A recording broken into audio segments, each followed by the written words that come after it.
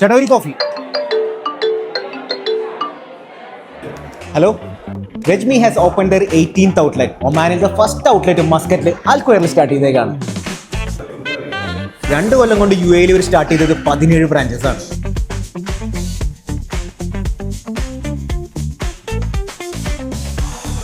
Quality food affordable പ്രൈസിൽ കൊടുക്കുക എന്നുള്ളത്, അതും നല്ല ഹൈജീനിക് ആയിട്ട്, അതാണ് വെജ്മിയുടെ സ്പെഷ്യാലിറ്റി.